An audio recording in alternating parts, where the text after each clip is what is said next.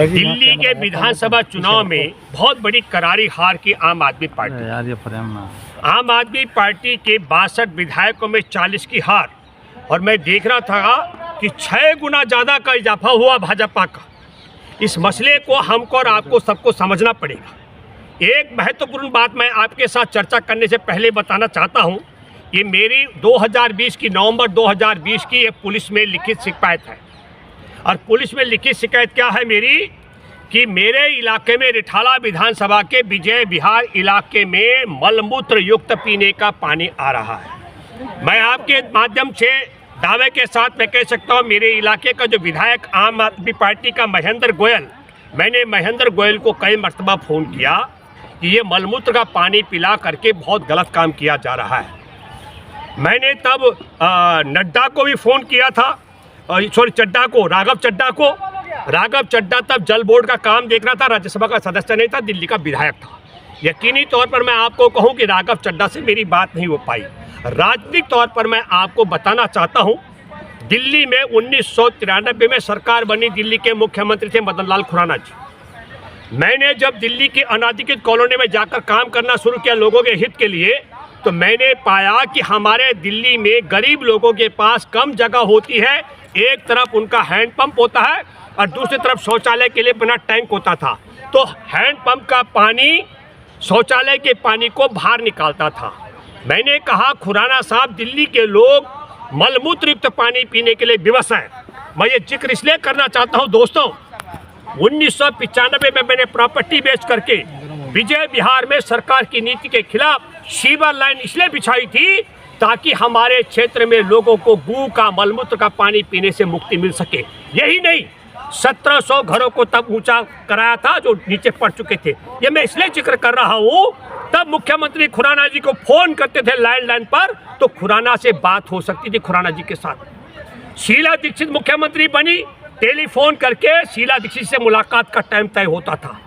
पर आम आदमी पार्टी का चरित्र मैं आपको बता रहा हूँ, और आपके माध्यम से यकीनी तौर पर जो मेरे इलाके पता नहीं बाकी लोगों से वो महेंद्र गोयल बात करता था कि नहीं, राघव चड्डा बात करता था दिल्ली में कि नहीं, मुझे जानकारी नहीं है। लेकिन मैंने कई बार कहा, ये सरकार का दायित्व तो बनता है। मैं उस इलाके की बात कर रहा हूँ जब शीला दीक्षित के कार्यकाल में वहाँ पानी पीने की लाइन आ गई थी। मैं उस समय की बात कर रहा हूँ कि शीला दीक्षित के द्वारा पानी की आपूर्ति से पहले मैं सीवर लाइन बिछा चुका था, जो मेरे इलाके में भी आप आकर के देख सकते हैं। लेकिन 1995 में बिछी सीवर लाइन, और 1995 के बाद में शीला दीक्षित के माध्यम से पानी की आपूर्ति के बाद किसी के घर में मलमूत्र युक्त पानी नहीं आता था। मेरी इच्छा थी कि मेरे इलाके का विधायक आकर के बात सुने और मैं उस व्यापारी को समझा सकूं कि दुकानदारी और धंधा अलग बात होता है।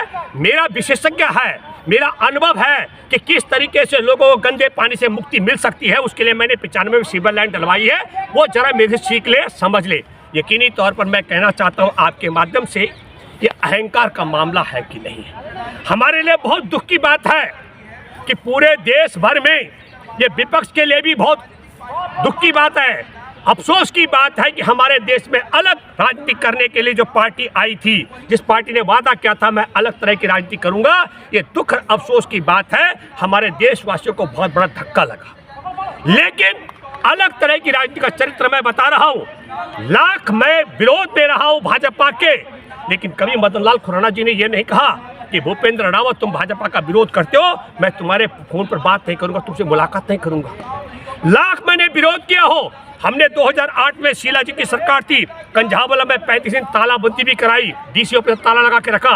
कभी शीला जी ने ये नहीं कहा कि तुम हमारे खिलाफ आंदोलन करते हो, हम बात नहीं करेंगे। लेकिन आम आदमी पार्टी का जो चरित्र है, वो व्यक्तिगत तौर पर मैं भूपेंद्र रावत दावे से कह सकता हूँ, आप अगर चाहें, देशवासी अगर चाहें, तो मैं मेरी कॉल डिटेल जो मैंने राघव चड्डा को फ़ोन मिलाए हो, मैंने जो फ़ोन मिलाए हो महेंद्र गोयल को, तो बातचीत नहीं हुई।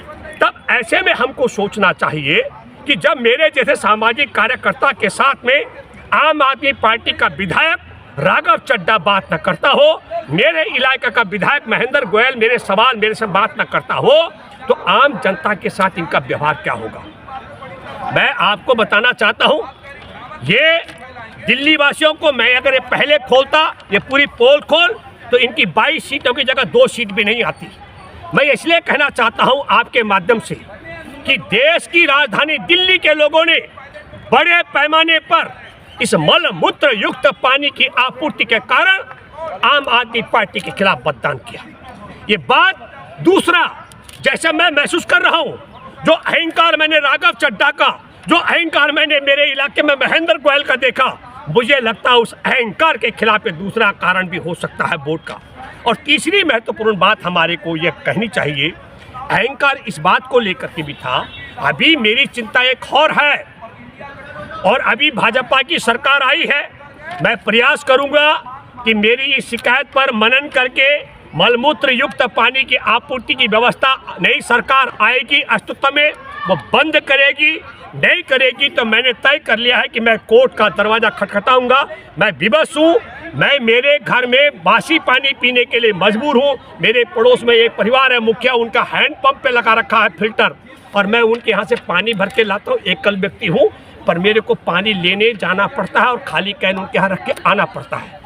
मैं एक बात आपके माध्यम से कहना चाहता हूँ, जब आप बासी खाना खाते हैं तो 3 दिन के अंदर उल्टी और पेचिश लगने से वो बाहर निकल जाता है, लेकिन जब आप मलमूत्र युक्त पानी का सेवन करते और बच्चों को कराते हैं, यकीनी तौर पर आप जानेंगे, जो वैज्ञानिक है, जो विज्ञान के विषय में, जल जनित बीमारियों के विषय में जानकारी रखते हैं, मैं दावे के साथ मैं कह सकता हूँ, आज मासूम बच्चे को आप मलमूत्र युक्त पानी का सेवन करा रहे हो, 12 साल में, 15 साल में उस बच्चे का दिमाग खराब हो सकता है।